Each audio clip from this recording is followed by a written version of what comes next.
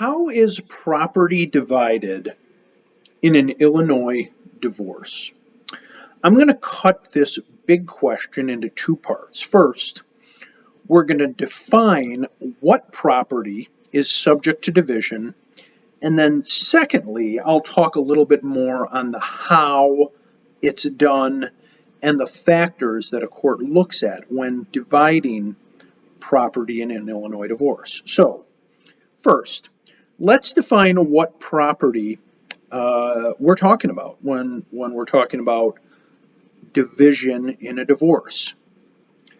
The property that can be divided in an Illinois divorce is what we call marital property.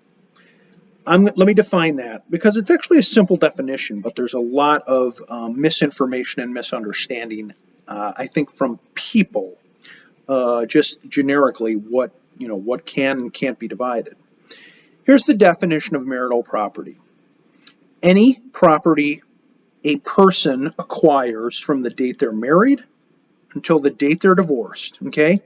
And it doesn't matter if I'm acquiring it in my name, my wife is acquiring it in her name, or we are acquiring it jointly. Any underline, any property acquired from date of marriage through date of divorce is in that circle of marital property. That's what's subject to division in a divorce.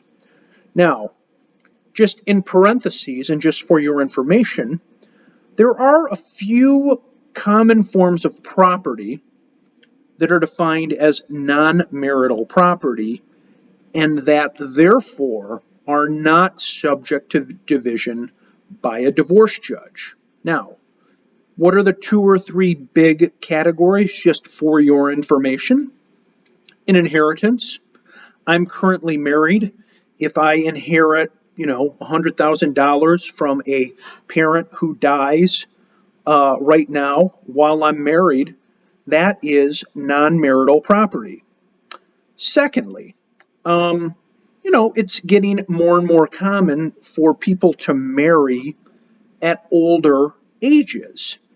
So if I'm getting married when I'm, say, for example, 40, it's very likely I would have some assets, property, real estate, retirement, 401k coming into the marriage. Now, so anything that I acquire and have prior to getting married and that I keep in my own name while I'm married, again, that's non-marital property and not subject to division. And then finally, another big one would be if I get married and my wife and I have a prenuptial agreement that spells out simply items that are going to stay with me, items that are going to stay with her, regardless of whether or not they technically would have been marital property, because you have the ability to basically make a side agreement to make what would have otherwise been marital property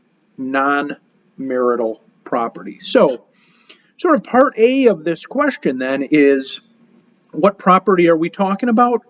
We're talking about marital property. That's what's subject to division in an Illinois divorce. Now, how is that circle of marital property divided? Let me keep this as brief as I can in answering a fairly complex question. Now, Illinois is what we call an equitable division state. And what that means is we have a number of factors that a court looks at in dividing marital property.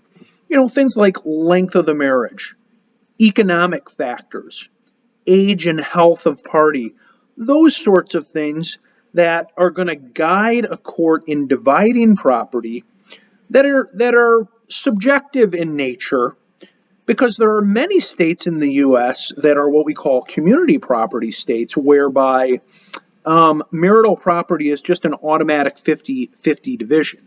Illinois is not one of those, however. So let's talk about how property is divided in a brief format. First, real short-term marriage, let's just say 5 years or less.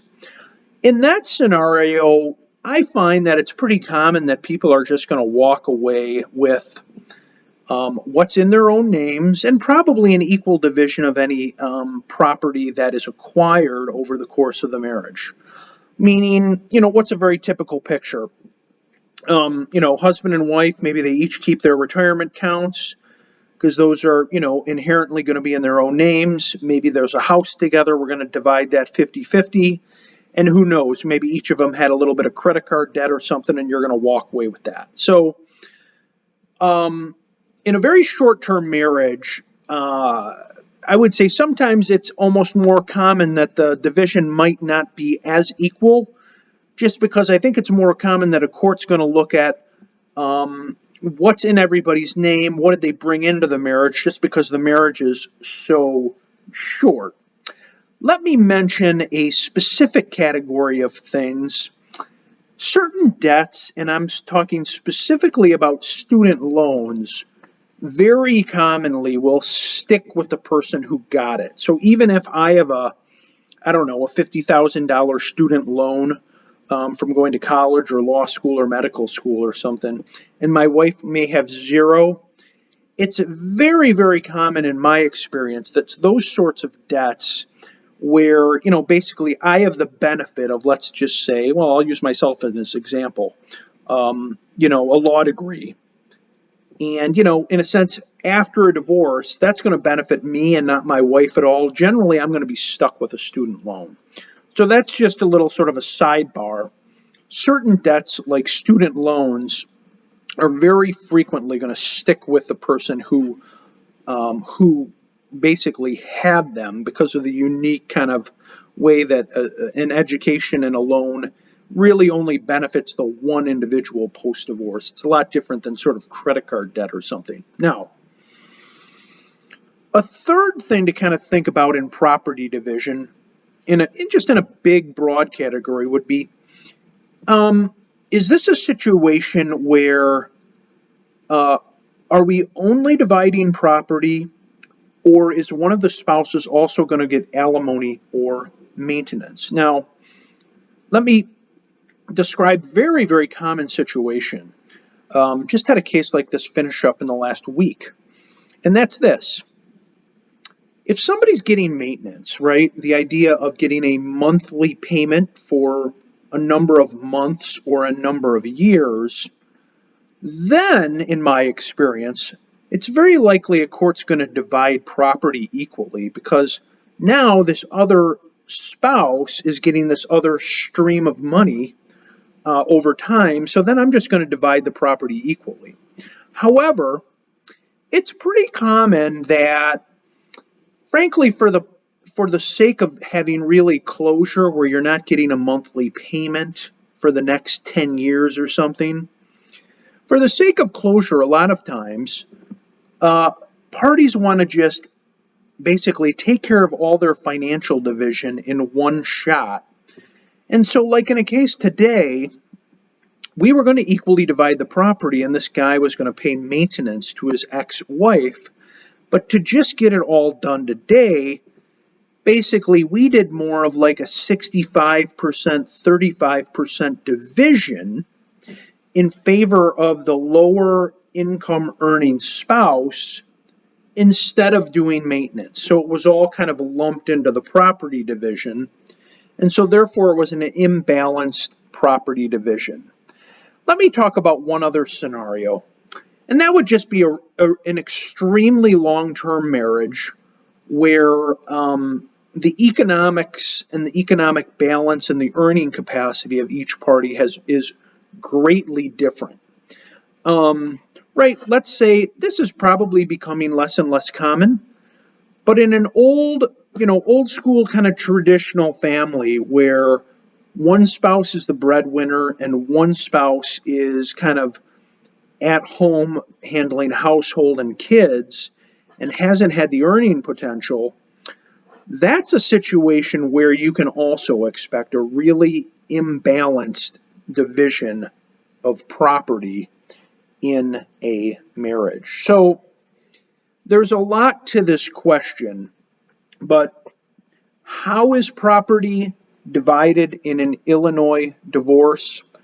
Think about those two big parts to help your thinking, to start your thinking. What type of property is it?